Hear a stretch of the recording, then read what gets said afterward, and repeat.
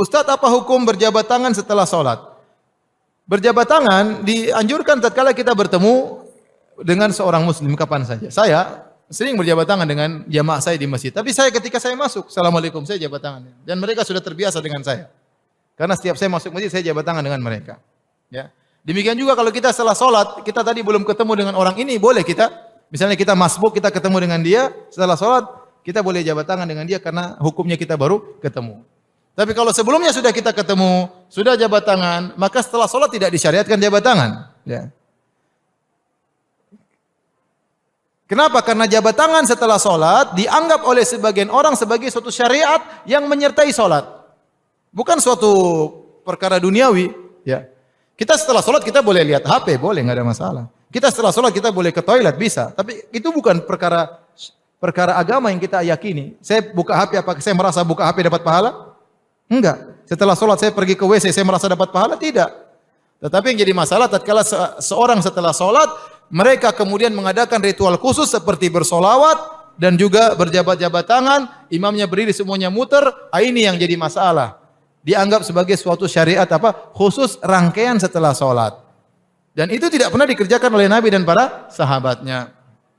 Maka saya tidak bisa bayangkan seandainya ritual ini dikerjakan di Masjid Nabawi ya, atau di Masjidil Haram, imamnya nunggu sampai kapan baru bisa pulang ya. Orang semua putar sholawat kemudian.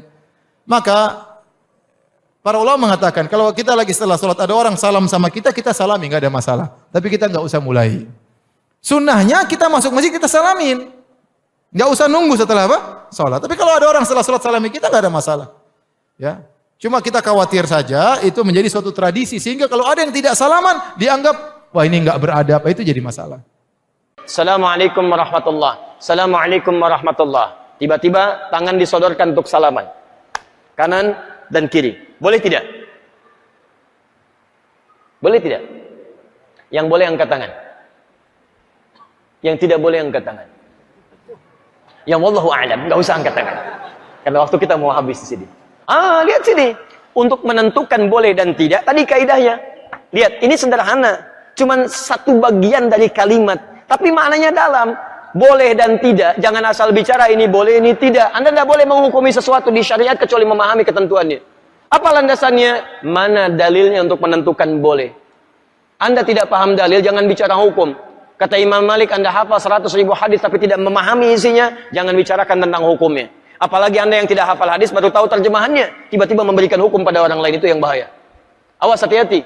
Nah, bagaimana menentukannya? Apa dalilnya? Tayyib. Hadis riwayat At-Tirmidzi menyampaikan dari Nabi sallallahu alaihi wasallam, "Ma min muslimaini yaltaqiyani fayatasafahani illa ghufira lahumā qabla an yatafarraqā." Tidaklah dua orang muslim bertemu dimanapun kapanpun, catat kalimat itu.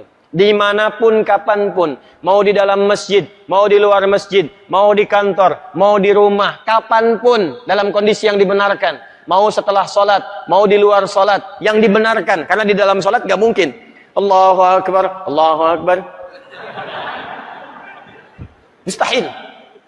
Dalam kondisi yang dibenarkan, ba'da sholat, Assalamualaikum, Assalamualaikum, di luar masjid, fayatasafahani, tiba-tiba keduanya bersalaman, salaman, ghufira lahumā qabla an yatafarraqā, maka diampuni dosa-dosa yang pernah melekat pada keduanya. Pada keduanya. Ini pernah membicarakan keburukan pada orang ini pernah berprasangka yang tidak baik, tiba-tiba salaman. Tapi salamannya menggunakan tasafah. Dari kata safaha, sesuatu yang lapang hatinya. Jadi ketika bersalaman itu ada kelapangan dalam hati. Masya Allah, salaman. Maafkan Pak ya, kalau selama ini ada yang khilaf, saya juga sama. Jadi lapang suasana hati. Itu begitu belum lepas ini, digugurkan dosa-dosa yang pernah melekat di antara keduanya. Ingat kalimatnya itu tajam, bukan salaman biasa. Kalau cuman begini, satu nengok ke barat, satu ke timur, masyriq wal maghrib, nambah dosa. Apa kabar? Baik. Satu dosa, yang ini dosa.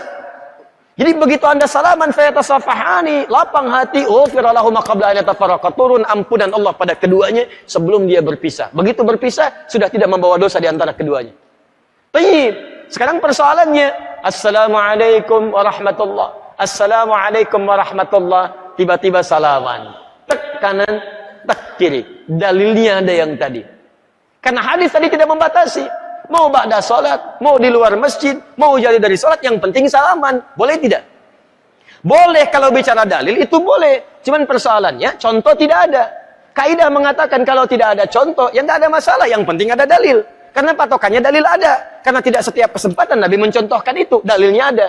Tapi kaidah mengatakan kalau dalil plus contoh bertemu dalil tanpa contoh, maka dahulukan dalil plus contoh dan akhirkan dalil tanpa contoh. Paham?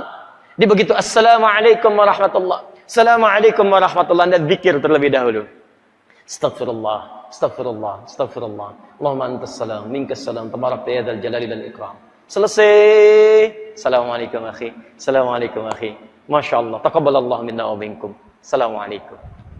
Makanya Nabi selesai salat, beliau bersalaman. Sahabat mengejarnya.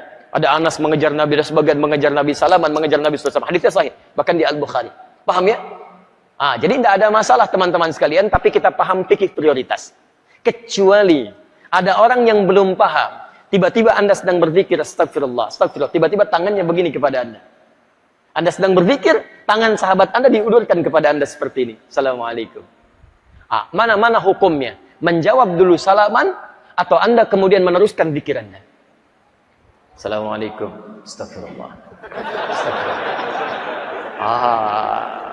Hati-hati. Setiap penghormatan pada seseorang, maka kaidahnya menjawab penghormatan itu wajib hukumnya, didahulukan dibandingkan meneruskan sunnah yang dilakukan.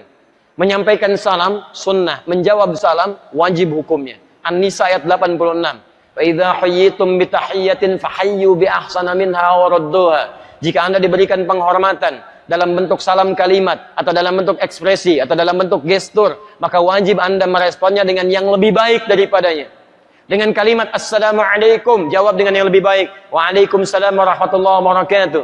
Assalamualaikum warahmatullahi wabarakatuh. Waalaikumsalam warahmatullahi wabarakatuh. Menyampaikan sunnah, menjawab wajib hukumnya.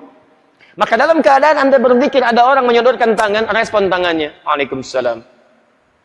Zikir, astagfirullah. Astagfirullah. Merespon, please ada nilai dakwah di dalamnya. Paham ya?